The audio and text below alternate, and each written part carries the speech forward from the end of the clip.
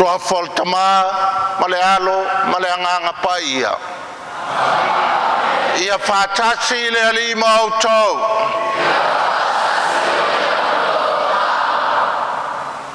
Ala unga usu le tua I lau soifua malawola.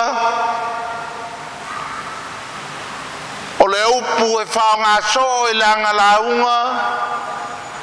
O le sau. A fio mai, maliu mai.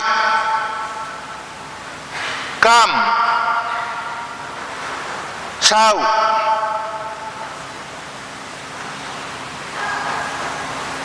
O le winga foi o le atevetu. Au tato yailo na vai aso muamua. It's about God coming to us. Sau. Au le aunga ma le tatou la aunga tali. Ilo tatou atua. O le upu taua tatou te whaongainga. O le whawhetai. We say thank you. E whono le tua ia oe mai usau. Ai tali tatou le whono le tua. Whawhetai oe lo mātou silisili ese. O le winga foi leo le taulanga pa ie le nei tai au fau. Awa tau nui si ui tau mawhainga. Alo mawhanau. I malisi I muri vai. O le tātou pese foi lea. We say thank you God. Wa tātou whai atu whaftailo mātou sisili ese. I lau tau singa. I ainga whai aonga. I alo mawhanau. Ai mai se mātua. I au mai mātua e. Tātou whono I le atua. Le nei taulanga pa ia. Whawhetaia lo nā lofa. Mo oe mau.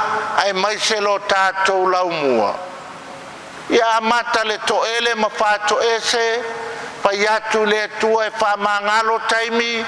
Na tātou tia ia o ngai. Whamangalo taimi tātou te ula vavale ai tono potu. Whamangalo taimi. Le kelo le mau taimi e whamangalo. A vea oe mau o suli o ana sakala me tapa ia.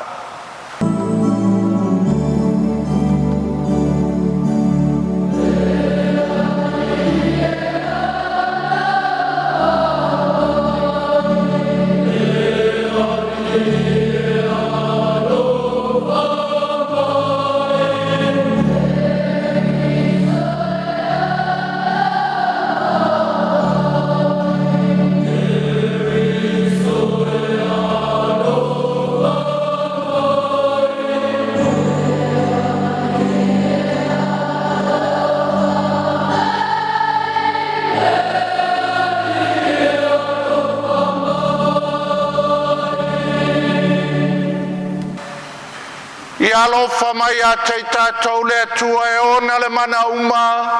Whamangalo tātou mai a tātou angasala. Ma tai tai tātou I le ola e whavavau. O le vinga I le atua I mea o pito alu. Ngā.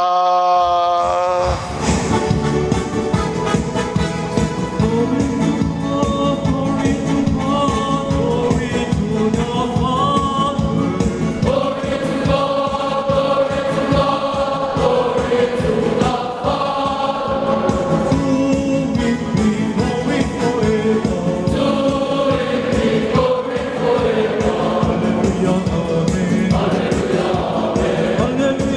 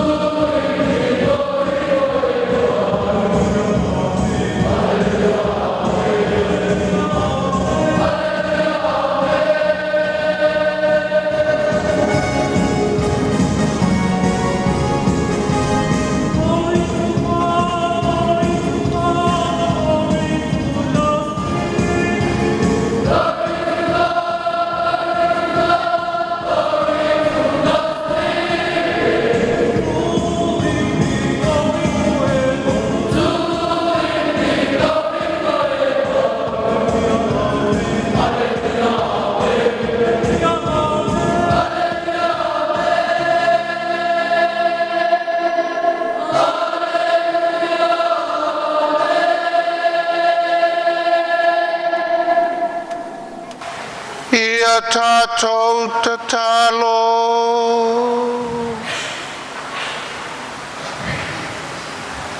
Le tamai e lofa muti muti vale oe iai mātou. Mātou te whaftai atu e louanga lelei. Le mātou lau mua i mātua mawhai aonga. Ai mai sei mātou o tama onga. Na e tau sia i mātou le nei tau sanga atoa. I loua lofa malau kalasia. O la mātou whaftai lea. O no keli solo mātou ali.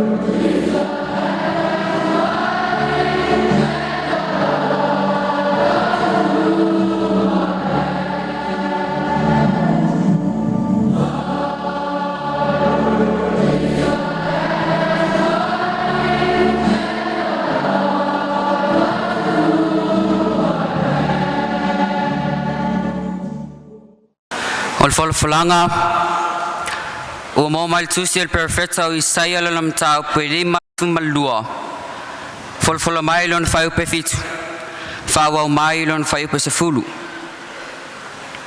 on matua o loa tuluinga umala lolain lo tanga mai lo tato tua e o matua matango fie lungo maungo vai o le ua fai mai le tala lelei. O le longo mai le manuia. Ua tala mai le tala lelei. Ua fai loa mai le tanga. Ua fai mai ia siona. O lo pule lo atua. O le leo tangata vaai. Ua lātou leo titele. Ua lātou ala langa whaatas. A wā lātou te ilua e whaafsanga i lava. Pe a whaafosia siona e reri. Yala langa fia whatasi o tō mea whatawhunai na Yerusalema.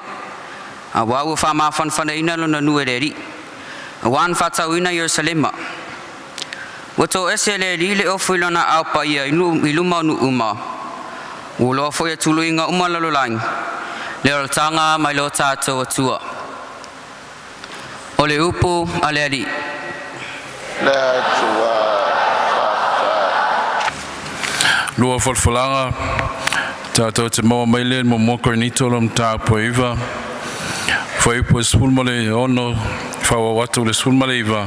Te siri whai taunga le lua sulmale lua whawa watu le lua sulmale tolu. Ol matua. Oi tā lofa ia te au. Pea o le folfloaina le tala le lei. A wā a whai o te folfola le tala le lei. Ia le se mea lea o te mita ai. A wā wale ai sa o whai italia i le mea. Oi tala fafo i a te au. Bea o le folfolaina le tala le lei. A wā a whai o te whaia le nei mea ma le loto. Oi a te au le taui. Pei ta iane. A o le whaia ma le loto. O atu wina mai a te au e whai ma le au auna i tau si mea. O le nei, se a ea lau tauhi. O le nei, pe a o folofolaina atu le tala lelei, ia o avatu le tala lelei ma le tauhi, ma le le tauia, ina ua malie lo loto, o te whao ngā le pule, o te le whao ngā le pule, o tau ia te au, ila u tala i atu. A wā, e ui ina o sao loto mai tangata oma. Wa whāpulonga ina ue au mo tangata oma. Ina ia atili ai o na tō tele o te maua.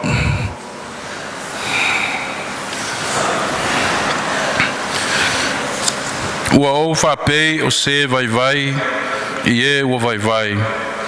Ina ia o maua i e ua vai vai. Ua vea au ma mea uma mo tangata uma. Ina ia i ulava ina ola nisi a te au. O te whaiafo i le mea nei, ona o le tala lei. Ina ia o au wai i ona whamanuianga. O le upu o le li.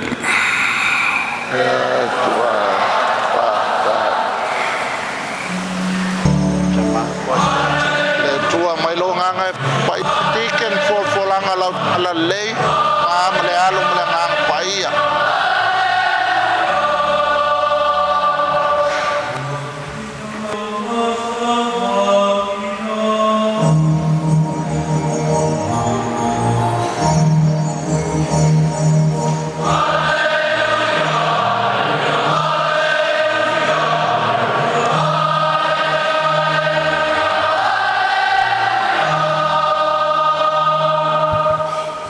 Fatasireri ma oto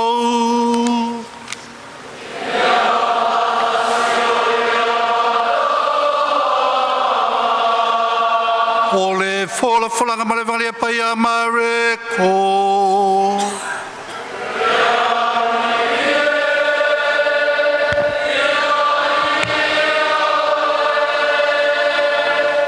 ole matua o atuia o tau le lalo langi uma ina tala ia tuai le tala le lei i tangata umalava. O whea tala ia tufoi o ia te ratou. O atuia o tau le lalo langi uma ina tala ia tuai le tala le lei i tangata umalava. O le whatuatua ma papatisoina e whaolaina ia a o le whatuatua e whaasalaina ia. E mulmuri atu fo inei whailonga i e whaatuatua. E suturi e la tau te moni lo ingoa. E tau talatala i la tau inga ngana fōu. Whangofi la tau ingata. A whai fo i la tau te inus me o ti ai. La tau te le a whaina i lava. Whai atu fo i o la tau le mai lunga o e mamai. Ma whamalo loina i la tau. O ma vai foi no feta le atu le ali o Yesu ia te ilato. Nai vai nai le o ia i le langi. O no fai le o ia i le tuta matau o le atua. O na lato atu lea. Matala ia atu i mea uma. Wang lue fatasi le ri mai lato. Ma ua fa maunia le upu e fai longa wa muli ane ai. Ole talalele ya le ali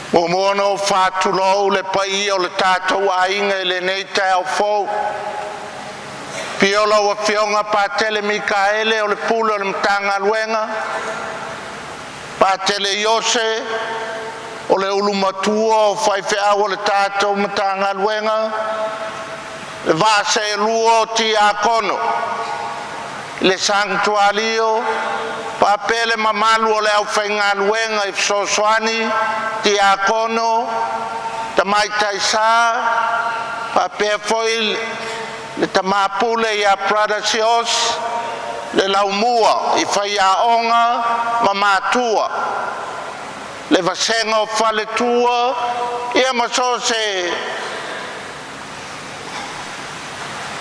whai au so se kalesia o fio mai ia tulou o le so o le aso whamanatu o Whaleniko Savalio a tātou awau o le whaiaonga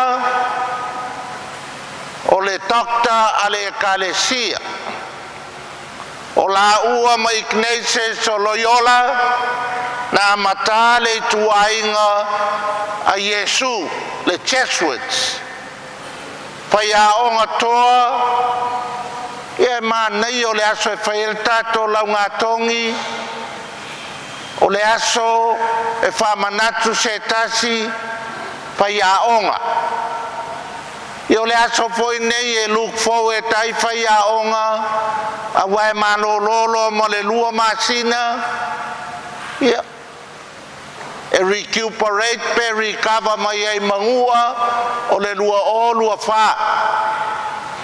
wha malo ai le vasenga o whaiaonga e mese le tamapule le whaivalo filima a waileisa o ngai sili na ulava vale ia o ngar katoliko e pei o malisi mulivai e saoa le haipo i o e lo po le ar kalile sau prada pai mai la mea le pe ko ke pitinga ai ia sabalalo angafi ngo fosa kamalele laingale ka alo mai lumai sit up straight look at me beautiful fa faila ia ka ko pitinga ia sabalalo o lima kamakawe arulunga ha tole kamaiki eleo makua ngau kamaiki alulunga lima ha ko yo le la longa kuanga ar ko fanga e fai mai vai lau ko e malonga la kwa paka mal kamaiki fa pawa mai manisi ha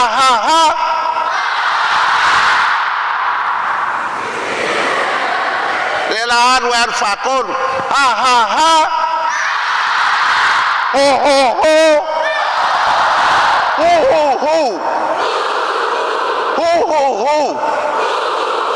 Pite o kau savalalo fai inga savalalo a ngafi a kakau koe sau e la vavela vai lo lima manu ele pit le la kilunga le pit A+ sau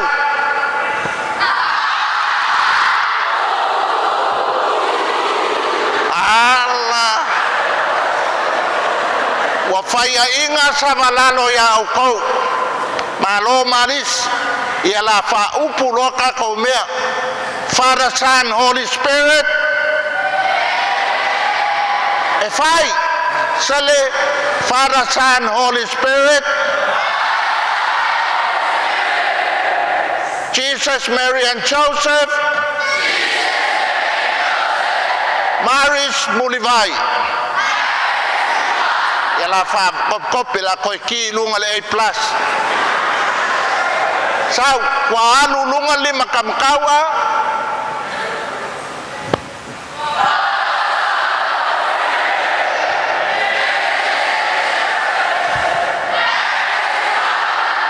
ya la maka mail fakfaka iep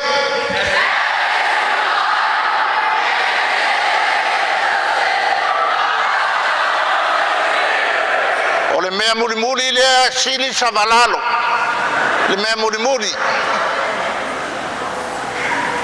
kulau makua o le asonge o whangau le la whaile kako kalo kipi lo whaia onga makua whaile kalo mo kako ai meise le auso whai waso wa pia le kakalo ilungo le melan ia fai fakasi o lo wola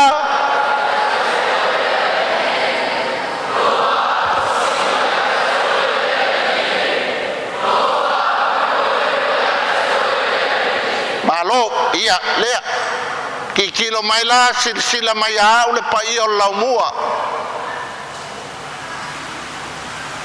fa pea o lo wola ku lima la wae wa ya oele ali e fai o lo wola wa ya oele ali e fai fatas o kar mangai le ko sili ka ko wa fai inga savalalo ai awala le sawia wa lo auleli ai fai lo lai lunga o leli o lo wola wa ya oele ali e sau fatas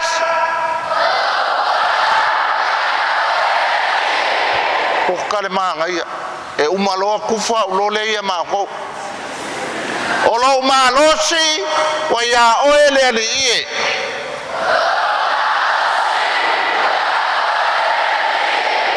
o kale mangai la kakangi fu le mangai o ka ko wasenga ngai as o lo fa moe ku le faku wa ya oele ali e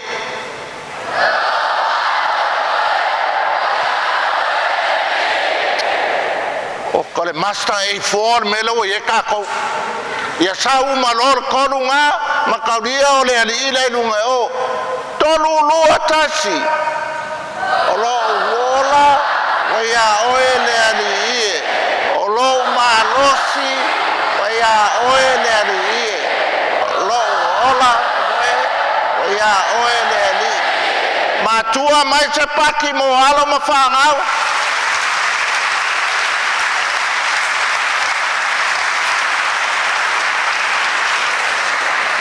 o liforme fapalang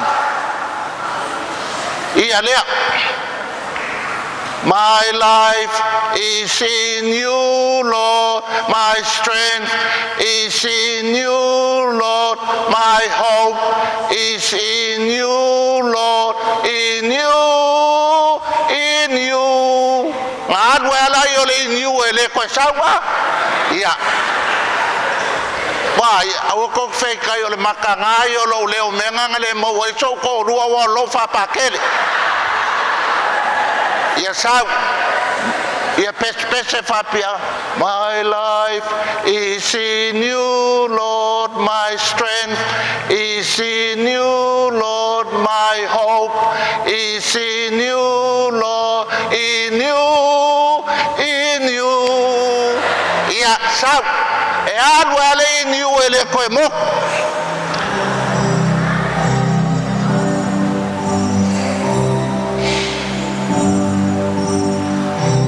ciao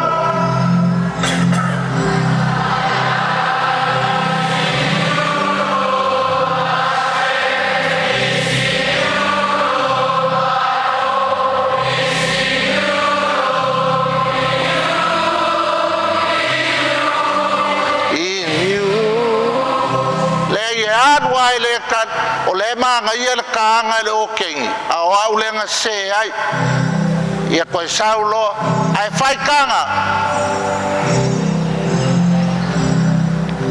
my life is in you Lord my strength is in you Lord my hope is in you Lord in you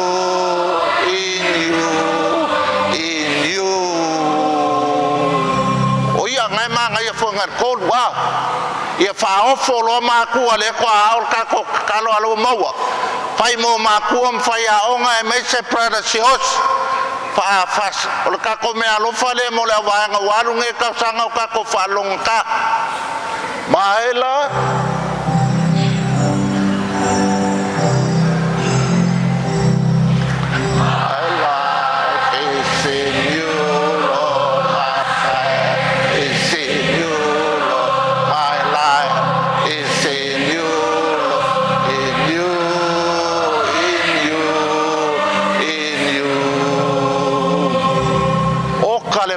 ia sole ia la umala kala e ka ko melenga misa ngela makanga la melenga mis per fai ka unga longa lima lenga ngalo a awar pole la fa maile ku ala okay ya ka ko e ke lo le ka ulanga ngei o le homework le la faiak ai le kuua le aʻoga ua kaeaolauga kong alu e sue e lau fai aʻoga e say thank you alu i o makua mom or dad say thank you alu i le pule aʻoga say thank you pauga aua le faiga i laauga ma le laku a miss thank you mo le gai kausaga paualaga aua i kefia poko e laku o te tū nei sei ui mau sausau le moana ma le pauaga laulaiga laku sir faafekai pauaga a faapea oe le koga miss malo au pito a oe o le fiki brother vinaka vakalevu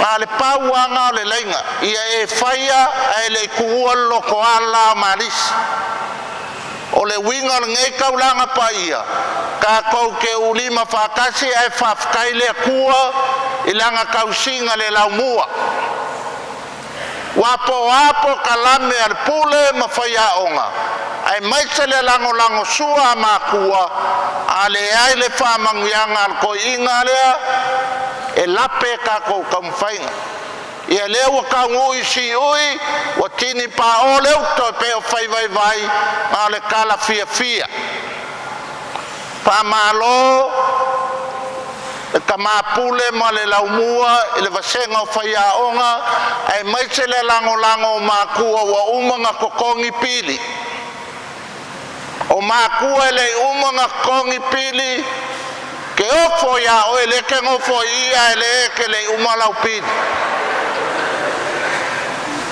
paamālō e lē faigofie me gei o aʻoga e lē se faiva faigofie ae alaga faigofie o le kalasia a le akua kamaiki pau a le kakou mea alofa i fai aʻoga makua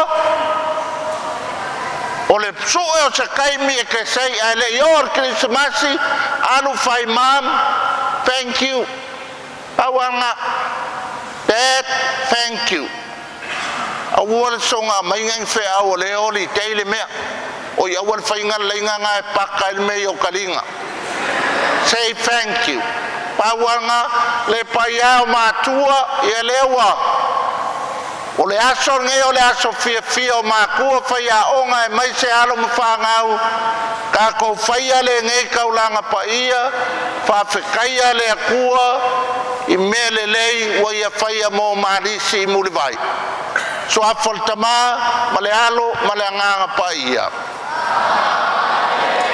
o mai loe faikakalasaga laukele faamolemole ia tatou taosia tamapaia pope fansisi mo na usu ake e pikopo uma mai latou ofo latou soifua auā talaina talalei ia le atua ia foai i le atua le malosi ma le ola ae maise le fatuatua auā taitaina lana lafu mamoe la tatou olega lea i le ali ia tatou taosia tamaitiaoga uma se o tatou atunuu ae maise tama malisia se o tatou laumua ia alofa le atua foai le poto ma le atamai ae maise le ola ma le malosi iā te i latou la tatou olega lea i le ali ia tatou taosia tagata o lo taotolia i maotaga segase ia alofa le atua faamalōlō iā te i latou tatou taosia foi tagata o lo tanu malala foai pe le atua le ola fatuatua e maise le ola faamagalo la tatou olega lea i le ali ia tatou taosia le filemu tonu si o tatou atunuu ae maise tonu lelei laulagi filemu tonu nuu ekalesia ae maise o aiga filemu ia tei tatou taitoatasi o iesu lava ia o ia o le filemu moni lea la tatou olega lea i le ali Zalo mo le fola la ngaina na wana pa ia le ne tsa yao ya pa u se le fo ya tupu maola tono tata roto awale ne yo ranga le tuma ola tata to yo le ngale ai le ali e whakomai.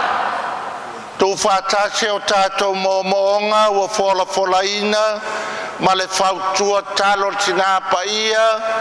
Hail Mary, full of grace, blessed art thou, and blessed is the fruit of thy womb, Jesus.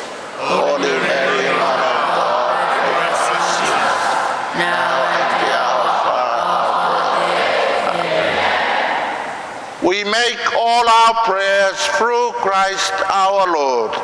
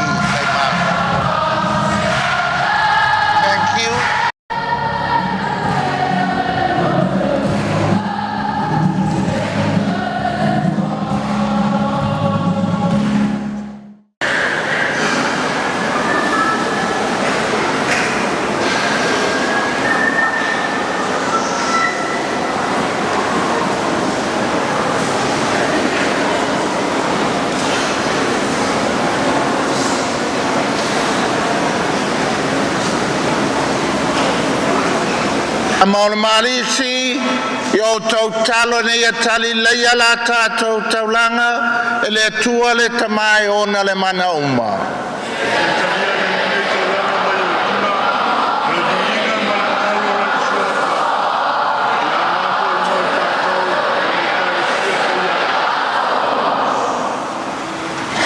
Le alia e foai e mātou le alo e tōtas, whasalo toina i mātou mai le oti ma le leanga uma. Le nei aso tāu o whale niko savelio, a watu whatase e le nei taulango le loto whaftai. A wā le laupule le nei laumua, whaftai lo mātou atua. O le mātou o le angalea, o no keliso, lo mātou wali i. Ia fatasi le ali i moto. Ia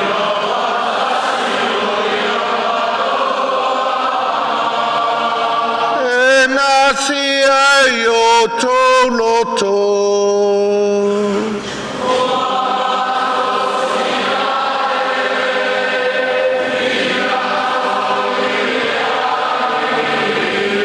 Ia tātou whaftai, lea lilo tātou atua.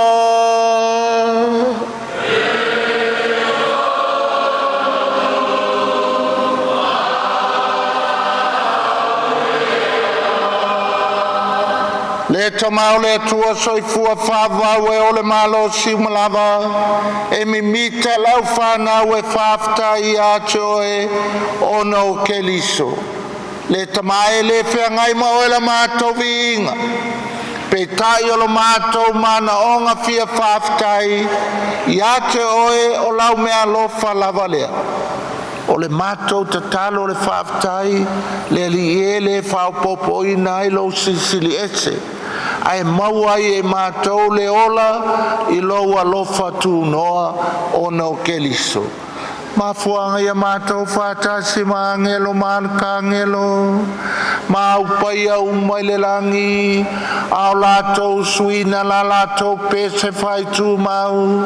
O lovi inga.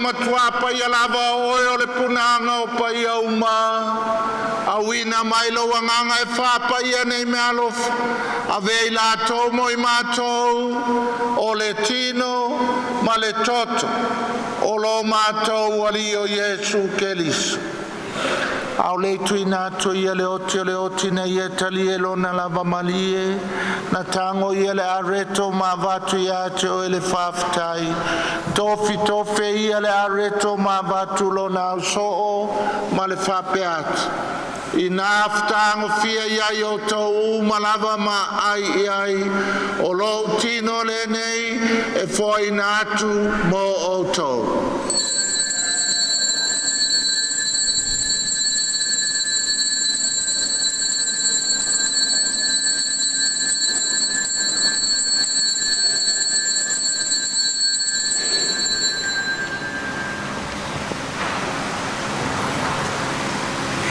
Ale tau mafutanga ntango ia le to e watu ia te o le whaftai ma le viinga tu watu le pulo na o so o ma le whape atu i nā whtango fia iai o tau malava ma wheinu iai o le ipule nei o lau toto le whenga inga whau ma le whavavau o le a whamalingina mo tau ma tangata uma mo le whamangalo ina o angsala Yo tau whaia le nei sauninga ma whamanatu i a te au.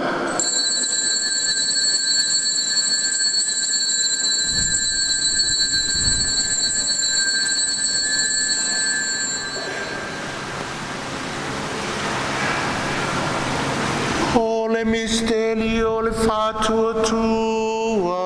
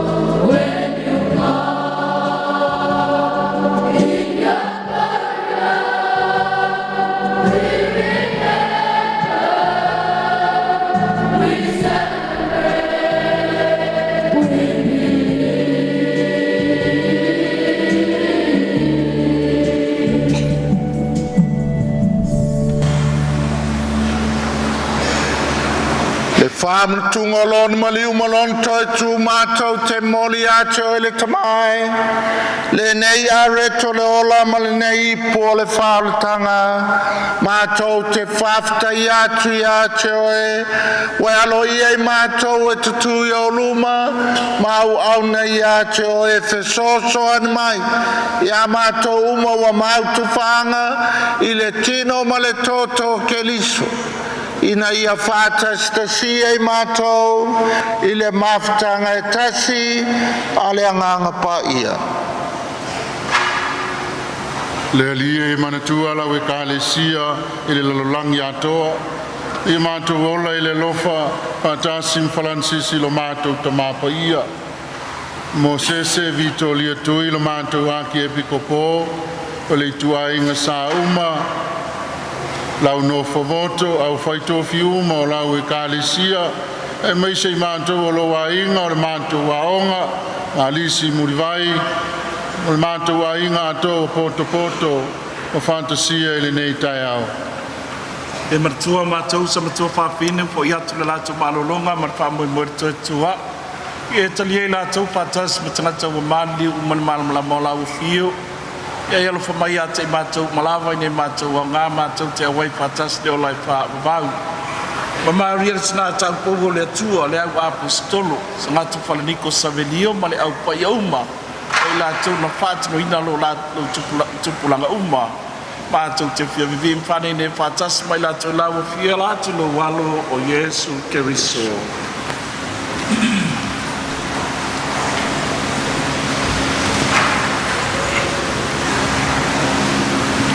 E tamama mana e ono ia whātasi mai ana ia te ia. I le maftanga male anganga pa ia. O le vinga male malu ato waila wafio. I le whaavavau lava.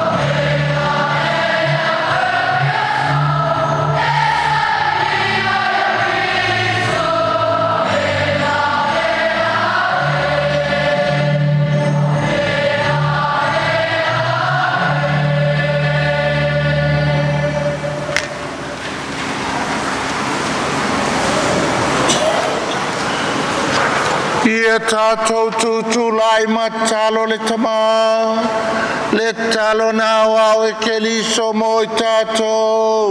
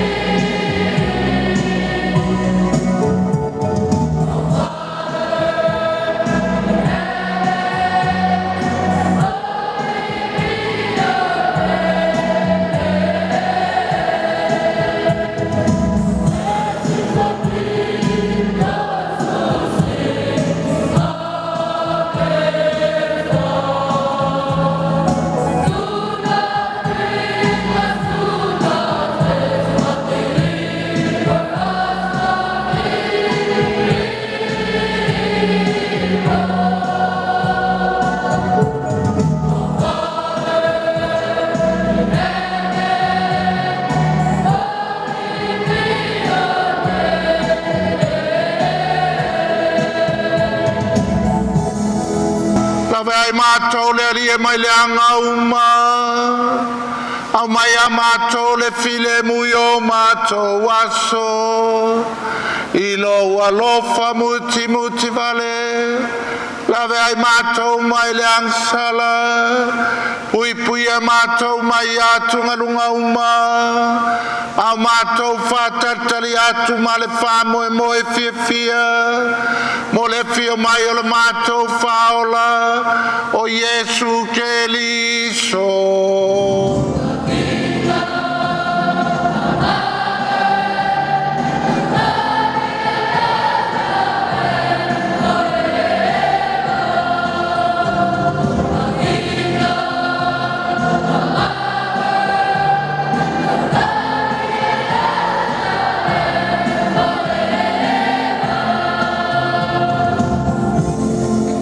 Lia Yesu Keliso ne fai atu lau apostolo o te tu atu ia te o tau lo filemu o lo filemu o te foa ia te o tau awane ye sila sila ia mātou wangasala a le fatu tuola we kalesia au mai a mātou le filemu ma le tase o lo malo le we soifuai le whaavavau lava. Ia ia te o tau tu mau le alofa o Keliso. Tātou whawhela i nere kai longa le filemu. Please, malolong sai pakele, malolong sai tiket, malolong sai. Thank you.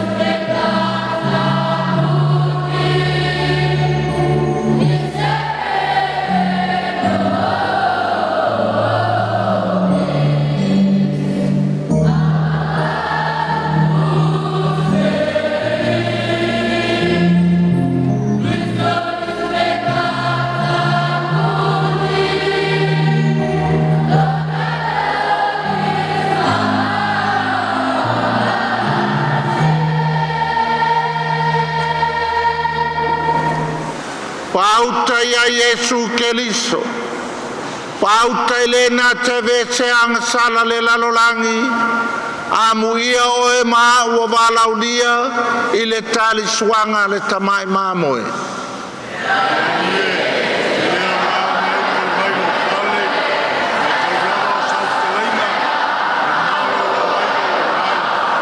Bertino ma le toto Keliso maua umai tātou le ola e whāwawau.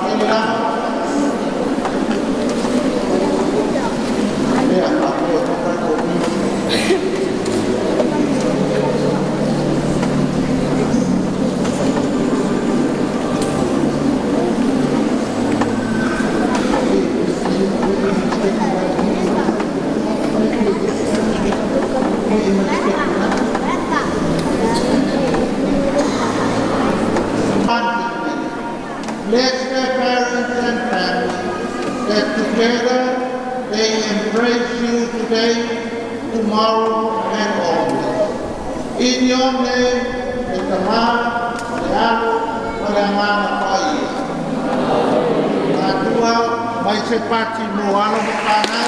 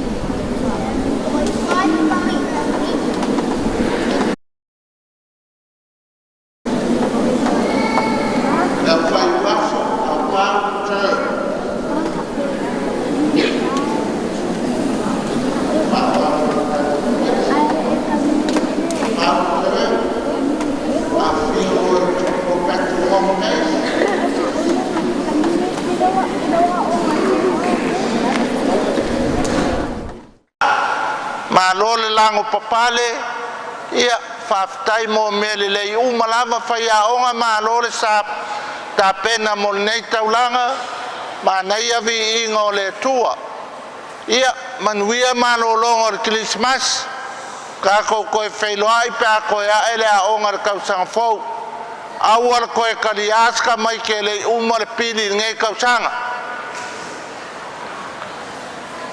o mapa ia tātou tatalo